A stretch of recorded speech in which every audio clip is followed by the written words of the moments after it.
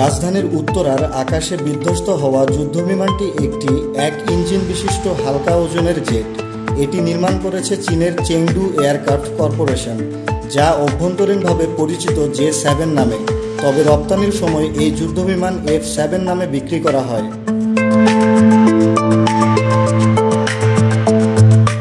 1960 থেকে 90 দশক পর্যন্ত এই জেট ছিল চীনের পিপলস লিবারেশন আর্মির অন্যতম দ্রুতগামী এবং উচ্চতায় উড়িতে সক্ষম বিমান। সোভিয়েত ইউনিয়নের বিখ্যাত MiG-21 যুদ্ধবিমান থেকেই অনুপ্রেরণা নিয়ে এ নকশা করা হয়।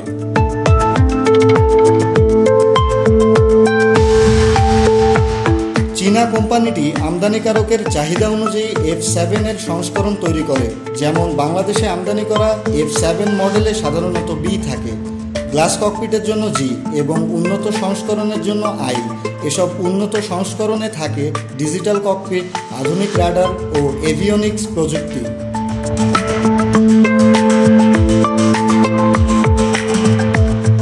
তবে এ ধরনের যুদ্ধবিমান কম স্বয়ংক্রিয় হওয়ায় প্রশিক্ষণের সময়ে, কম উচ্চতা ও উচ্চ গতিতে ওড়ানোর সময় পাইলটদের সর্বোচ্চ মনোযোগ প্রয়োজন হয়। বাংলাদেশে এ পর্যন্ত বেশ কয়েকটি F7 দুর্ঘটনার রেকর্ড রয়েছে। 2008 সালে এপ্রিলে টাঙ্গাইলের ঘাটাইলে স্কোয়াড্রন লিডার মোর্শেদ হাসান নিহত হন। 2015 সালের জুনে চট্টগ্রামে বঙ্গোপসাগরে বিধ্বস্ত হয় একটি F7, নিখোঁজ হন পাইলট তাহমিদ রুম্মান। 2018 সালের নভেম্বরে টাঙ্গাইলে প্রশিক্ষণের সময় নিহত হন পাইলট আরিফ আহমেদ।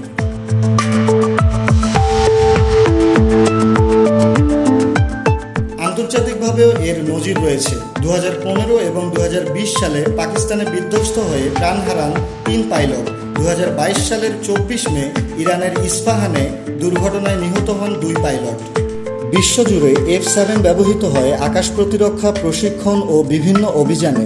তবে এভিয়েশন ভিত্তিক ওয়েবসাইটগুলোর তথ্য বলছে আধুনিক প্রযুক্তির তুলনায় এটি তুলনামূলকভাবে বেশি দুর্ঘটনাপ্রবণ।